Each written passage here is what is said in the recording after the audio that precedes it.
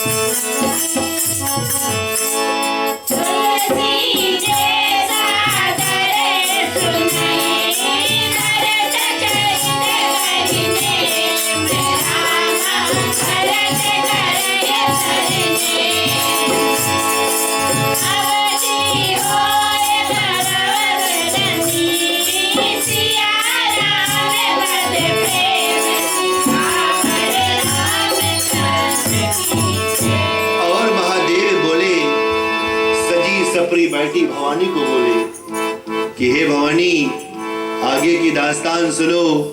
चलते चलते राम लक्ष्मण और मैया सीता अत्रि मुनि के आश्रम में पहुंचे, और अत्रि मुनि के आश्रम में जब पहुंचे तो अत्रि मुनि की स्त्री की तो बड़ी विशाल दास्तान आती है रामचरितमानस में। और अत्रि ऋषि की स्त्री का नाम था जो थी अनसुईया। अत्रि ऋषि की स्त्री का नाम था महासती अनसुईया। अनसुईया की तो बड़ी दास्तान है रामचरितमानस में। जब मैया सीता राम लक्ष्मण पहुंचे तो कैसे वन में रहना है, कैसे जीवन व्यतीत करना है, यह ज्ञान अत्रि ऋषि ने राम और लक्ष्मण को सुनाया। और इधर पेड़ों के छावनी में बैठकर महासती अनसुईया ने मैया सीता को बताया कि पत्नी का कर्तव्य क्या है, कि तुम अपने पति और देवर को लेकर जंगल में तो आ गई, लेकिन इनकी सहायता कैसे तुम करोगी, इनको भोजन कैसे पका के दोगी, इनके कपड़े कैसे तुम धोगी, इनकी सेवा कैसे तुम करोगी। ये ज्ञान, ये गूढ़ ज्ञान महासती अनसुईया ने वैसे ही बताया जैसे एक विवाह मंडप में जब विवाह होता है देवियों सज्जनों, और संकल्प होता है, पानी ग्रहण संस्कार होता है, मैया रोती है कि मैया भी रोवे बप्पा भी रोवे। अरे मैया भी रोवे बप्पा भी रोवे, और रोवे बहना हजार। और रोते रोते माई और रोते रोते मैया अपने बेटी को बताती है कि जो ज्ञान मैना रानी ने मैया भवानी को दिया, वही ज्ञान मैंने तुमको दिया है बिटिया। और यही ज्ञान को लेकर तुम अपने ससुराल में जाना और सास ससुर की सेवा करना। यही ज्ञान मैया बताती है कि हाथों में लेके फूलों की माला अपने साजन को तुम पहनाना, करके 16 श्रृंगार अति सुंदर है, अपने साजन के मन को भाना। यही ज्ञान आज एकांत में बैठकर महासती अनसुईया बता रही है भवानी सीता को। प्रेम से बोलो अनसुईया देवी की। और रामचरितमानस में तो ऐसी एक और कथा आती है। एक समय ब्रह्मा, विष्णु और महेश ये तीनों मिले आपस में तीनों मिले तो तीनों बात करने लगे कि इस समय धरती के ऊपर सबसे सुंदर स्त्री कौन, कि इस समय धरती के ऊपर सबसे सुंदर औरत कौन है। कौन है राम? आपकी धर्म पत्नी। जय हो। तीनों आपस में बात करने लगे कि सबसे सुंदर स्त्री कौन। ब्रह्मा ने कहा कि चंपा सबसे सुंदर, इधर विष्णु ने कहा कि लक्ष्मी सबसे सुंदर है, और उधर महेश ने कहा कि अरे मेरी भवानी सबसे सुंदर है। ये तीनों बात कर रहे थे। इतने में चलते चलते वहां पर कौन? ब्रह्मा पुत्र आ गए, देवऋषि नारद जी आ गए।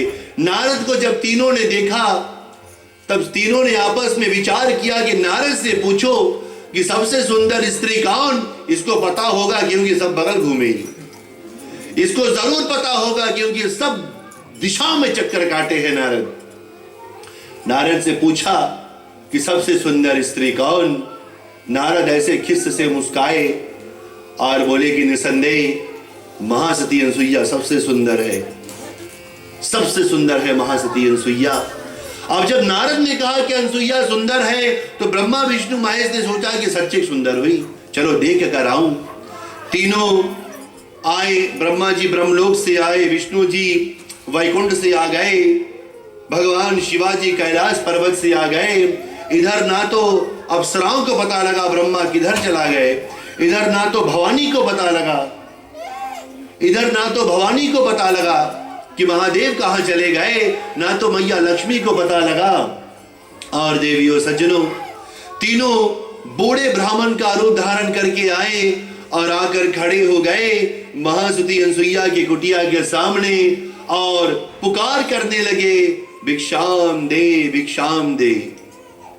भिक्षाम दे का पुकार क्यों किया? भिक्षाम दे का पुकार क्यों किया? क्योंकि धरती के ऊपर सबसे गरीब वर्ण ब्राह्मण, ज्योति कभी भूलना नहीं, धरती के ऊपर सबसे गरीब जात ब्राह्मण है। इसीलिए आज सीमन मूड हिला ऐसे करके। न्यूजीलैंड में नहीं है, अच्छे वास्तव में है नहीं, दिले जाने। तीनों बूढ़े ब्राह्मण का रूप धारण करके आए। देखो, लोग कहते हैं कि न्यूजीलैंड में ब्राह्मण धनी, जनता की कृपा है। एग्जैक्टली, जनता जनार्दन, हमारे लिए तो जनता ही जनार्दन, जनता ही प्रधान। तीनों बूढ़े ब्राह्मण का रूप धारण करके आए, भिक्षांदे का पाठ किया। महासती अनसुईया के कानों में यह बात गई। मैया ने सुना कि ब्राह्मण द्वारे पर भिक्षा मांगने के लिए आए हैं।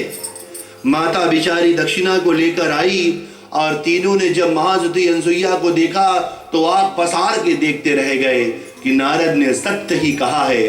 इसीलिए फिर से बताऊं कि मिथ्या ना जाए देवऋषि वाणी, ब्राह्मण कभी झूठ नहीं बोले। रामायण में लिखा है कि शापत ताड़त कहित कहिंता, शापत ताड़त कहित कहिंता, विप्र पूज्य सब गाँव वही संता। रामायण में लिखा, बोले ब्राह्मण चाहे कैसन भी हो, चाहे मारे पीटे कुछ भी करे, लेकिन ब्राह्मण ब्राह्मण है। लेकिन ब्राह्मण की भी तो थोड़ा लिमिट में मांग रहो, एकदम थोड़ा तो झूठ बोलते रही से। झूठ नहीं बोला जाए, बताइए, एक उपमा है ज्योति। और ब्रह्मा विष्णु महेश बूढ़े ब्राह्मण का रूप धारण करके खड़े, सोचे कि नारद ने सत्य ही कहा, बहुत सुंदर है। जैसे मैया अनसुईया बेचारी दक्षिणा को लेकर आगे बढ़ी, तीनों ने रुकवा दिया कि जहां पर खड़ी हो वहीं पर रुक जाओ। मैया चिंतन में पड़ गई, बोले कि दक्षिणा अभी मांग रहे थे, जब लेकर आगे बढ़ रही हूं तो ये इन्होंने कहा कि रुक जाओ। तीनों ने प्रस्ताव रख दिया कि दक्षिणा एक ही रूप में लेंगे तुम्हारे हाथों से, कि दक्षिणा एक ही रूप में लेंगे तुम्हारे हाथों से, अगर तुम सारे कपड़े उतार के हमको दक्षिणा दो। ऐसे ही रामायण बताती है। महासती अनसुईया ने उनका प्रस्ताव स्वीकार किया। क्यों? क्योंकि ब्राह्मण कहीं श्राप नहीं दे। माता सती बड़ी तेजस्वी थी। महासती अनसुईया है कौन? रामचरितमानस में मनु शत्रुपा हुए कि स्वयं मनु अरु शत्रुपा जिनते भई नर सृष्टि अनुपा। मनु महाराज और माता शत्रुपा की कन्या हुई थी, जिनका नाम था देवहूति। देवहूति की कन्या आई है अनसुईया, जो बड़ी तपस्विनी है। अनसुईया ने ब्रह्मा विष्णु महेश तीनों ब्राह्मणों का जो प्रस्ताव था उसे स्वीकार किया और अपने तपोबल से, अपने मायावी रूप से तीनों को छोटे छोटे बच्चों के रूप में कर दिया और अपने गोद में लिटाया और जितना दक्षिणा चाहिए था उनको दक्षिणा दिया। इसीलिए बताई जाती है, श्रीमद् भागवत इस बात का प्रमाण करती है, बोले सबसे खिलवाड़ करो लेकिन तीन वस्तु से कभी मत खेलना, एक स्त्री, एक आगी और एक ब्राह्मण से कभी नहीं खेलना। आंटी यहां ताको, तुम मुंह कहां तकता है? आंटी उधर ताकिए दो। स्त्री से कभी मत खेलना। बोले वो घर नहीं जिस घर में स्त्री का वास नहीं, वो घर रह जाएगा और स्त्री घर में आकर घर को मंदिर बनाती है। देवियों सज्जनों, महासती अनसुईया ने अपने तपोबल के द्वारे तीनों को छोटे छोटे बच्चों के रूप में कर दिया और दिन बीतने लगे। जब सहस्त्र करोड़ वर्ष बीते तब इधर ब्रह्मलोक में अप्सराओं को पता लगा कि ब्रह्मा जी पता नहीं कहां चले गए, लौटे नहीं। मैया पार्वती को पता लगा कि शिवाजी ना जाने कहां पर चले गए, लौटे नहीं। उधर मैया लक्ष्मी वैकुंठ में चिंतन में पड़ गई कि अरे नारायण पुरुषोत्तम कहां पर गए, तीनों लौटे नहीं। और इधर नारद जी तो थे, घूमते घूमते गए ब्रह्मलोक में। तो चंपा ने पूछा, ब्रह्मा किधर, ब्रह्मा किधर? और तब नारद ने कहा, अनसुईया के घर में जाकर देखो तब पता लगेगा। नारद वैकुंठ गए, लक्ष्मी ने पूछा नारायण किधर? नारद ने कहा अनसुईया के घर में जाकर देखो तब पता लगेगा। नारद कैलाश पर गए, भवानी ने पूछा महादेव किधर? नारद ने कहा अनसुईया के घर में जाकर देखो। और ये तीनों रानियां सज सपर के जब अनसुईया के घर में पहुंची तो देखा तो ब्रह्मा विष्णु महेश वहां किलकारी मार के बकैया चल रहे हैं।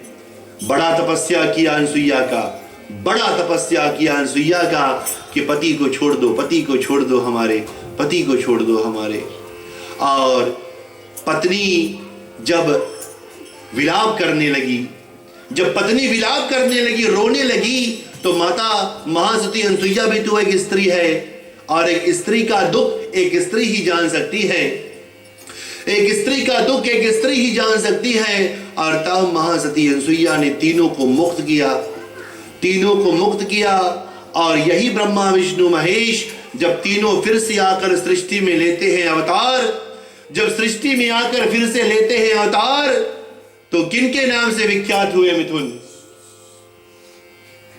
दत्तात्रेय के नाम से विख्यात हुए, दत्तात्रेय के नाम से ये तीनों विख्यात हुए देवियों सज्जनों। और इधर क्या हुआ? दत्तात्रेय के नाम से जब ये तीनों विख्यात हुए, तब ये तीनों एक ही रूप में हो गए। और इधर प्रभु सीताराम जी को ज्ञान उपदेश देकर राम जी ने पूछा अत्रि जी से कि रहने का कोई स्थान बताओ। अत्रि ने कहा कि चित्रकूट चले जाओ, कि चित्रकूट चले जाओ, वहीं पर कुटिया का निर्माण करना राम, वहीं पर रहना, और वही कुटिया में से मैया सीता हरी जाएगी। और जब रावण को पता लगेगा कि मेरी मृत्यु निकट आने वाली है, तब रावण आकर सीता को हरेगा, क्योंकि रावण जानता है कि मेरी मृत्यु समीप है। बोलो सीताराम की। देवियों सज्जनों, चले करते हैं कथा को यहीं पर विश्राम। और कल जब परस्पर एक बार फिर से हम सब मिलते हैं, तो कथा को लेकर आगे फिर से बढ़ेंगे, तो कथा को लेकर फिर से आगे बढ़ेंगे और देखेंगे कि कैसे दैत्य शिरोमणि रावण मैया सीता को हरता है, और कैसे हनुमान जी सुंदरकांड में लंका की दिशा में जाते हैं। चले एक छोटी सी संकीर्तन का पाठ हम करेंगे, गुणगान करेंगे। उसके बाद में खड़े होकर प्रभु श्री सीताराम की आरती को हम करेंगे। प्रेम से बोलो सच्चिदानंद भगवान की जय।